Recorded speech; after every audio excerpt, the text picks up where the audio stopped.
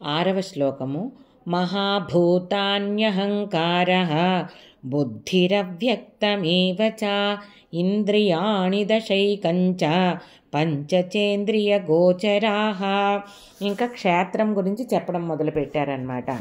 పంచమహాభూతాలు అంటే ఏంటంటే ఇప్పుడు ఇది బ్రాడర్ సెన్స్లో చెప్తున్నారనమాట. మనిషి శరీరం వరకు తీసుకోకుండా ప్రకృతిలో పంచమహాభూతాలు ఉన్నాయి కదా, ఇవి ఎప్పుడు చాలా శుద్ధంగా ఉండేవి సృష్ట్యాదికి ముందన్నమాట.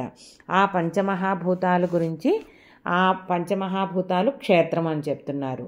తర్వాత అహంకారం, ఇదేంటంటే సమిష్టి అహంకారము, ఇది జగత్తు అని చెప్పి ఒక సమిష్టి అహంకారం ఉంది, ఏర్పడింది. అది కూడా ఏంటంటే మనకి క్షేత్రం కింద వస్తుందట. అలాగే బుద్ధి, అలాగే మూల ప్రకృతి అంటే దేని నుంచి అయితే ఈ జగత్తు సృష్టించబడిందో, అంటే మనం చెప్పుకున్నాం కదా, పరమాత్మ సృష్టి సంకల్పం తీసుకున్న తర్వాత తన నుండి మూల ప్రకృతి మూల ప్రకృతి అన్న శుద్ధ చైతన్యం కింద రెండిటి కింద తనను తాను ఐడెంటిఫై చేసుకుని ఆ మూల ప్రకృతి నుంచి మనకి ఈ జగత్ ఏర్పడిందని తెలుసుకున్నాం కదా. సో ఆ మూల ప్రకృతి అంటే పంచమహాభూతాలు, అహంకారము, బుద్ధి, మూల ప్రకృతి. ఇంకొకటి ఏంటి, మనకి 5 కర్మేంద్రియాలు, 5 జ్ఞానేంద్రియాలు ఉన్నాయి కదా, ఇవి 10. అది కాకుండా మన మనస్సు ఇది. సో ఇది ఏంటంటే ఇవన్నీ కూడా క్షేత్రం కిందే వస్తాయట.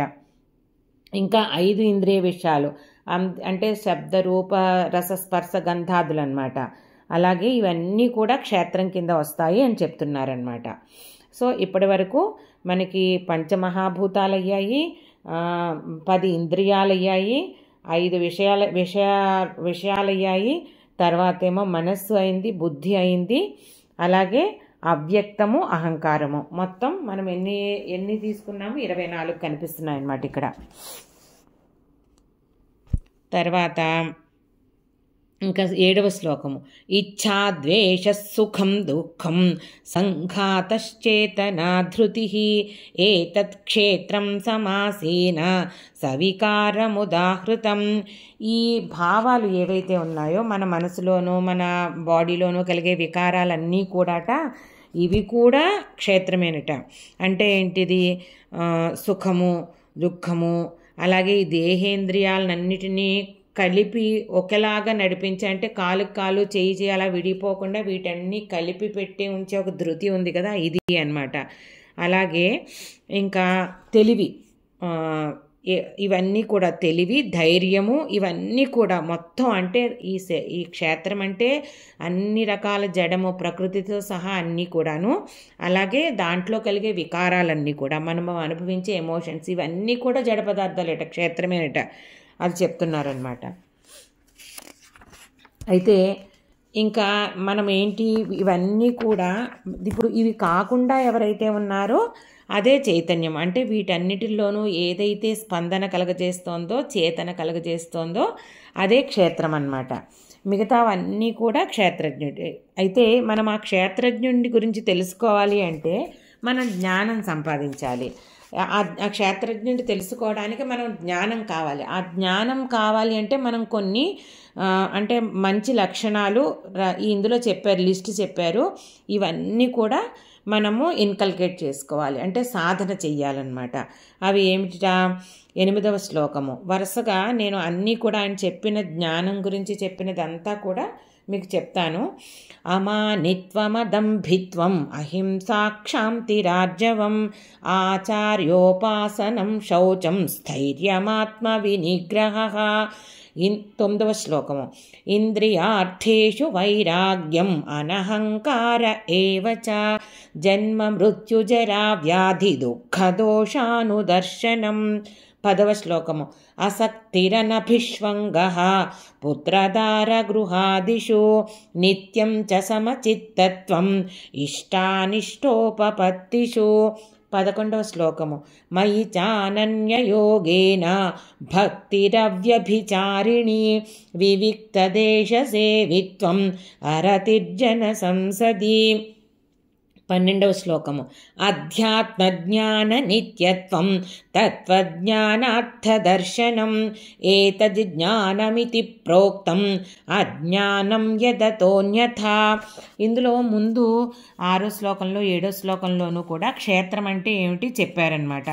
చెప్పిన తర్వాత ఇంకా ఆ క్షేత్రజ్ఞుడిని మనం తెలుసుకోవాలి అంటే అది అవన్నీ కాక మిగిలింది ఒక్కటే క్షేత్రం అనమాట. అంటే ఆత్మ చైతన్యము, పరమాత్మ చైతన్యం మొత్తం అంతా వ్యాపించి ఉన్నది. అయితే దానిని అనుభవంలోకి తెచ్చుకోవాలంటే ముందు మనల్ని మనము దానికి యోగ్యులను చేసుకోవాలి. యోగ్యులను చేసుకోవాలంటే ఈ లక్షణాలన్నీ ఉండాలి అని చెప్పి ఒక లిస్ట్ 20 లక్షణాలు చెప్పారనమాట ఈ 5 శ్లోకాల్లోనూ. ఆ 20 లక్షణాలు ఎవరైతే అలవర్చుకున్నారో సాధన ద్వారా వారికి ఆత్మజ్ఞానం ఆ అనుభవపూర్వకంగా కలుగుతుందన్నమాట. ఆ చైతన్యాన్ని అనుభవం అనమాట. అందులో ఒకటి ఏంటిట, తన్ను తాను పొగడుకోకుండా ఉండడము. ఇంకోటి డాంబికం, ఊరికే అందరూ కూడా ప్రదర్శించడానికి చేస్తూ ఉంటారు కదా, అలా డాంబికం లేకుండా ఉండడము. మూడోది ఏంటంటే ఇతర ప్రాణుల్ని హింసించకుండా ఉండడము. ఏ రకంగానూ కూడా, అంటే మన చేతల ద్వారా కానీ లేదంటే ఆలోచనల ద్వారా కానీ మాటల ద్వారా కానీ హింసించకూడదు అనమాట. అంటే మనసులో కూడా వాళ్ళకి హింస చేయాలన్న భావమే కలగకూడదు. నాలుగోది ఏంటి, ఓర్పు కలిగి ఉండడం. అలాగే మనని ఎవరు ఏ రకంగా బాధించినా కానీ మనం ఓర్చుకునే శక్తి, దాన్ని అబ్జార్బ్ చేసుకోవాలన్నమాట. ఓర్పు కలిగి ఉండాలి. ఐదోది ఏంటి, రుజుత్వం కలిగి ఉండడం. రుజుత్వం అంటే పైకొకటి లోపల ఒకటి మాట్లాడడం కాకుండా చక్కగా మనసుని ప్రక్షాళన చేసుకుంటూ మనసులో ఉన్నదే వాక్కు ద్వారా బయటకు వచ్చేటట్టు చూడాలి, మృదువుగా. ఆరోదేంటి, గురువు సేవ చేయడం. జ్ఞానమిచ్చే ప్రతి గురువుకి కూడా మనం సేవ చెయ్యాలన్నమాట. ఏడవది శుచి. మనము లోపల బాహ్యంగా అంతర్బాహ్య శుచి శరీరానికి అన్నమాట, అంతా శుద్ధిగా కలిగి ఉండాలి. ఇంకోటి ఏంటి, ఎనిమిదవది సన్మార్గంలో స్థిరంగా నిలబడి ఉండాలి. ఆ సన్మార్గం అని తెలిసినప్పుడు బయట ప్రపంచం ఏ రకమైన ఒత్తిడి చేసినా కానీ స్థిరంగా నిలబడి ఉండాలన్నమాట. మళ్ళీ ఎవరైనా మనం సన్మార్గంలో వెళ్తున్నప్పుడు బాధ కలుగజేస్తే వాళ్ళకి భయపడి వెనుదిరిగిపోకూడదు. తొమ్మిదోది ఏంటి, మనస్సుని బాగా నిగ్రహించాలి. రకరకాల అట్రాక్షన్స్ ఉంటాయి, విషయాలు ఉంటాయి, వాటిని పట్ల వెళ్ళి పరుగులు పెట్టకుండా మనసుని నిగ్రహించాలి. అది కూడా మనసుని ఎడ్యుకేట్ చేస్తూ నిగ్రహించాలి, బలవంతంగా కాకుండా. పదోటి ఏంటి, ఇంద్రియ విషయాలందు విరక్తి కలిగి ఉండడం. అంటే కళ్ళు ఏదో చూడాలనుకుంటుంది, కనిపించిందల్లా చూడాలనుకుంటాయి, తినాలనుకుంటాయి, మంచిదా లేదా చెడు ఆ విచక్షణ ఇంద్రియాలకు లేదు, మనసుకే ఉంది. కాబట్టి మనసు ద్వారా ఈ ఇంద్రియాలు ఎందు ఇంద్రియాలు తిరిగే విషయాల పట్ల విరక్తి కలిగి ఉండాలి. అది ఆ వైరాగ్యం అన్నది మనము గ్రాడ్యువల్గా సాధన ద్వారా సాధించాలన్నమాట. అలాగే 11వది అహంకారం లేకుండా ఉండడం. నేనే కర్తని, నేనే ఇది చేశాను, నేను అది చేశాను అనుకుంటూ మనము ఆ కర్తృత్వం తీసుకుని అహంకారం ప్రదర్శించకుండా ఉండేటట్టు సాధన చేయాలి.